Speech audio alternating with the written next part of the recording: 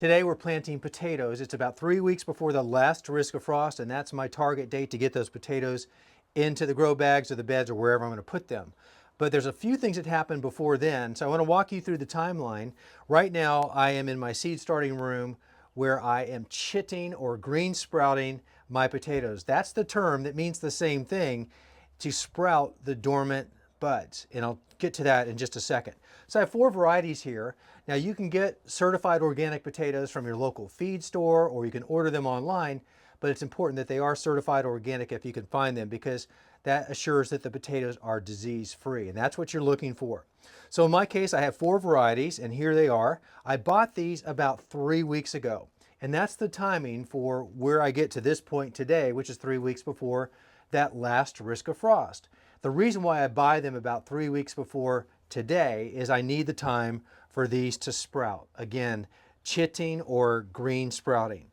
So here they are. These are called the eyes. And when you buy the potatoes, these have not sprouted at all. So they're barely visible. You can see little green dots perhaps, maybe like that right there. That would be an example.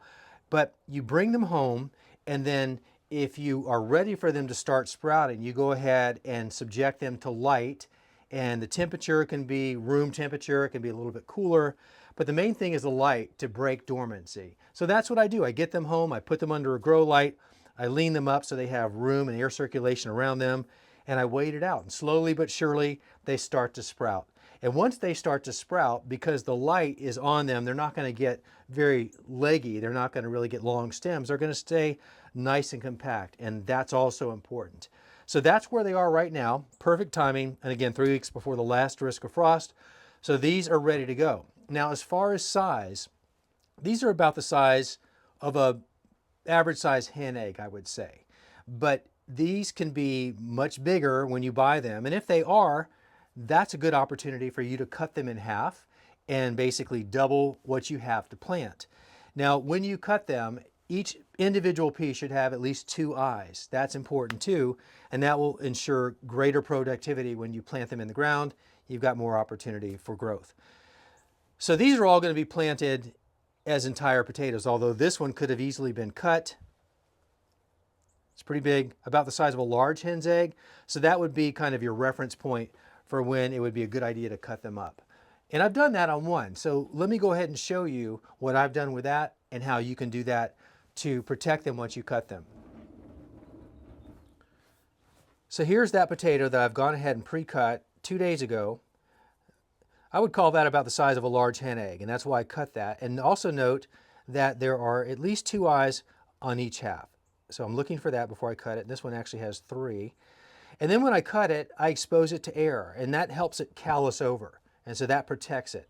But then there's one other thing that you want to do before you plant it, and that is just put a thin coating of what's called elemental sulfur. That will help protect it from additional diseases that can get in there.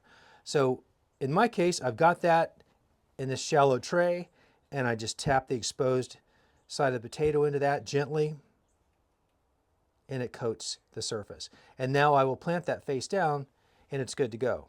And I'll do it again with this one. Even coverage.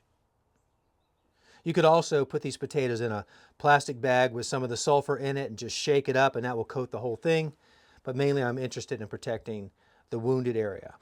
Also, with this egg carton, this is a nice, simple way to go ahead and put your potatoes in if you're waiting to green sprout them or chit them. You can set them into these egg containers because that minimizes the contact with the potato, and it gives it more opportunity for those eyes to sprout, whereas in something like this, they might be inhibited from sprouting. But in my case, I just lean them up to minimize the contact with the potato. So it all works. Whatever works for you is good, but these are handy for potatoes. So everything's ready to go. They're at the perfect place for the sprouts, and now I'm ready to get them in the ground, and let's go out there and do that very simple process. So here's the fun part, and that's simply planting them into whatever you're going to put them into, whether that's in ground, raised beds, containers, or in my case, grow bags. And these are 30-gallon grow bags. That's plenty big enough. You could go down to probably 10 gallons, 15, whatever, but I've got these and I'm going to use them. So 4 varieties here and 1 variety per grow bag, but I also have about 8 potatoes, and that's more than I need for each bag. So I'll double up how many bags I have and go with about 4 or 5 potatoes per bag. Spacing wise, roughly about 12 inches apart, but you can get away with putting them closer together. But I have filled this bag about halfway up. And the star of the show is my soil cubed veggie mix. I've used that in the past for several years and I get great results, so there's no reason to change that up right now. It's perfect for these potatoes, but I did have a little bit of extra leaf mulch left over that I wanted to use up, so I've added a little bit into that just to provide some diversity, but other than that, everything I need is in this soil. Now, potatoes are heavy feeders, and it's highly recommended that they always have access to a good array of the NPK, the nitrogen, phosphorus, and potassium. So I've got some organic granular fertilizer here that's slow release, and I'll go ahead and add a little bit of that in there just to make sure that I'm doing what I'm supposed to do for the nutrients, because they are heavy feeders. So I can go ahead and do that now, and it doesn't take much, but the directions here say 1 tablespoon per square foot. I think I have about 2 square feet here. So pour that in there. I've got some gloves on so I can just go ahead and lightly mix that in. Again, an organic slow release granular fertilizer. Punch it down a little bit and you can see just a little bit of those leaves, and of course the soil cubed. All right, so everything's ready for planting. So here's that cut one I did with that sulfur coating there. So that's nice and even. There are the 3 eyes, maybe 4 at this point. And I'm going to put that face down right there against the soil. And then I'll put in maybe 3 or 4 more, probably 4 more. And I'll look this over and it looks as though these eyes are evenly spaced.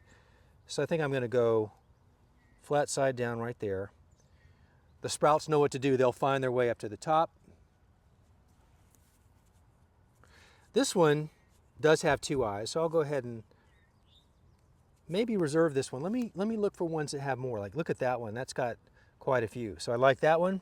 That's going to go in there. As far as my spacing, I'm eyeballing it right now, and that's maybe 6 inches. But I've done this a few times, and it works.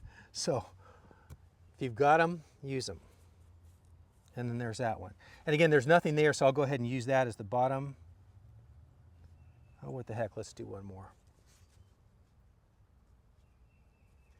Here's that other cut piece. Perfect. Okay, half the potatoes are in the grow bag. I have enough left over for another grow bag, which is great. And now I'll just cover it up with about 4 inches of soil, and I've got my soil cubed for that. And just to show you, that is just beautiful, nice, crumbly, composted soil that's going in the top.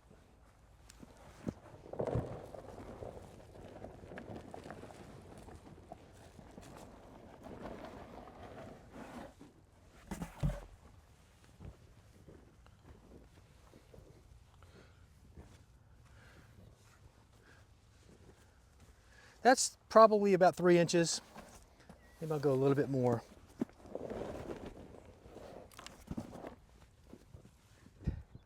So after watering in, which is my next step, then I just kind of sit back and wait. In roughly a week and a half or so, I'm going to start seeing sprouts coming up. And once they get several inches above the surface, I'll come back in and add some more soil and let the sprouts grow some more. And then I'll put some more soil in until the soil is right about at the surface. And then keep them watered. And that's about it. But I'll keep you posted on the progress. But that's it for today. Super easy and very rewarding. So if you haven't grown potatoes before, make sure that you add that to your list and enjoy the benefits of what you get to harvest from.